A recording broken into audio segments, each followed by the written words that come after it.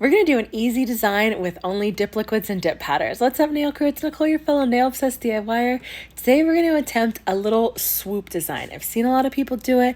I asked my friend how she did it, and she did it with just using skinny masking tape instead of using those nail guides, those nail stickers that you use for French manis. So I wanted to try it and see if I could get my little skinny masking tape I have that I got off Amazon. It's nail tape, to see if I could get it to position it like she did, to do this like real cute swoop design. So first, I'm starting out with this gorgeous reflective glitter. I am so down for fall manis right now. I'm really tired of the super hot weather in Pennsylvania, so I'm like trying to channel fall through my nails. I don't really think it's working because it's about to be in the 90s, but I'm still gonna rock all the fall manis. So I started out with this super reflective grayish silver glitter, and what I like to do whenever I'm dipping reflective glitter is I like to lay my nail flat into it.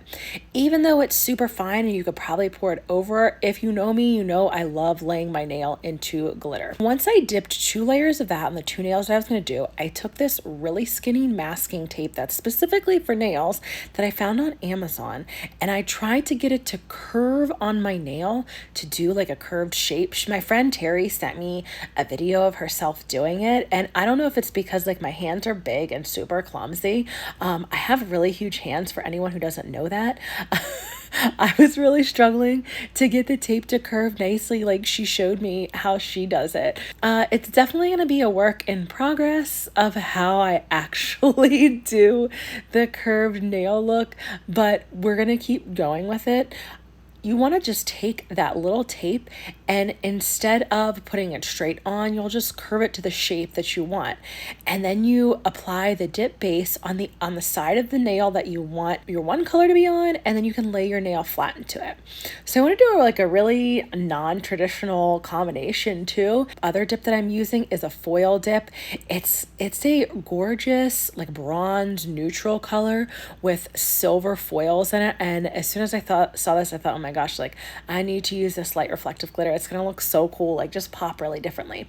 So it's really fun when you're doing your own nails to experiment with different color combinations that you probably wouldn't get if you were going to a salon, because you're doing them yourself, and if you don't like it, you can just change it. So whenever I'm dipping foil dips, I want to make sure that I lay my nail flat, and on each dip I try to pick up as many foil pieces as I possibly can. On the first dip, it's not super important. I try to at least pick up a decent amount. And then on the second dip is where I really try to get those great foils to be the great foil coverage. I also like to keep a piece of big masking tape on one of my fingers on my other hand so that I can press the foils down. And now I'm going to go back in with the little swoop design on my ring finger. I take my dip base brush and I flip it to the side to fill in the dip base on the side right where I had the tape. And there's a little bit of demarcation from doing the second dip of the reflective glitter, so I can see where to place my dip base. Now, let me tell you right off the bat here, something that I totally did wrong. I should have activated the dip that was already on there, because what happened was when I laid my nail into the shimmery neutral with the foil color, I got some of that like brownish neutral into the gray, and I was so bad at myself. I'm usually pretty good about, well, actually, no, I'm not good about remembering. Okay. This is what happens when you do stuff a little bit like not thinking when you're doing your nails. And I definitely don't always think. My brain, as I like to say Brian, because my phone always autocorrects to Brian definitely does not work all the time. So I had to go back in with some of the gray reflective glitter and put an extra layer on so that it didn't look like really brownish gray on that swooped design. But there's always workarounds to make everything work. I mean, that finger was a little bit thicker, but once I ended up like buffing and shaping it, it actually wasn't too bad. Luckily, these OG dip liquids are really thin, so I was able to mask the fact that there was an extra layer of dip that went down, and I just kind of ended up going with it. If you've seen any of my videos, that's typically what I do. I don't usually try to fix things and take off a nail unless it's like a really bad mistake, and even then I don't really do that. If you've seen my one video where I did some crazy nail art that basically looked like I had mold spores on my nails, I left that on for like, I don't know, I think 4 or 5 days because I just went with it. Back to doing these foils. On the second layer of the foils, on a foil dip, I really tried to make sure that I get as many foils as possible and then gently press them down. If you gently press them down right off the bat, they tend to lay really nice and don't stick up and don't stay like weirdly sticking up. So it works out really well to keep that piece of masking tape on one of your fingers of your other hand to just quickly press them down.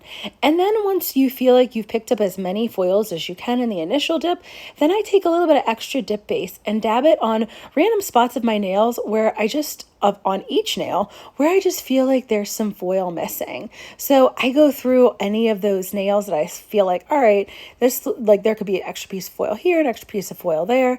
That's how I pretty much always do foils. I do that similar process with chunky glitters as well to add some more chunky pieces. It works really well to do something like that, just to add a couple extra pieces here and there if you can't get them all picked up when you're actually laying your nails onto it. Since I knew the bronze shimmery foil was going to stain a little bit onto my reflective glitters, I made sure that I applied my clear dip powder on those nails first. And then when I went to apply my dip base over my nail that has the swoop design, I first applied the dip base on the reflective glitter side and then put the dip base on the other side.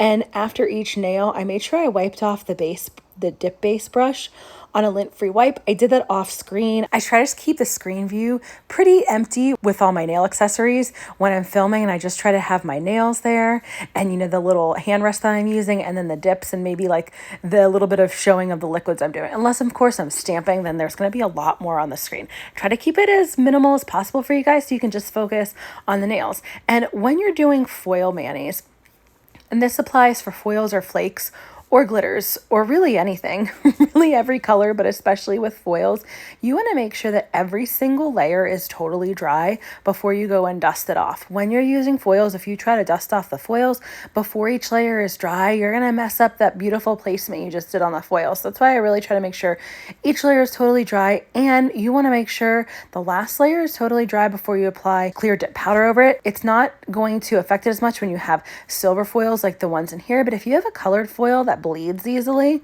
then you're definitely going to want to make sure your last layer is totally clear before you float the dip base over your nail. When you're using the dip base, you really want to make sure that you float that over the nails for the foils, then you won't make any of them bleed. So luckily this one wasn't one that was going to bleed.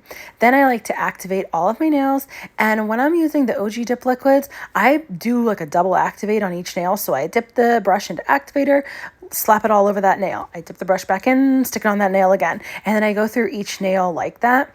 It really helps to make the activator dry a little bit faster. I've noticed that OG's activator is a little bit slower drying, which is totally fine. I just, sometimes I'm impatient, so doing it like that helps it dry faster.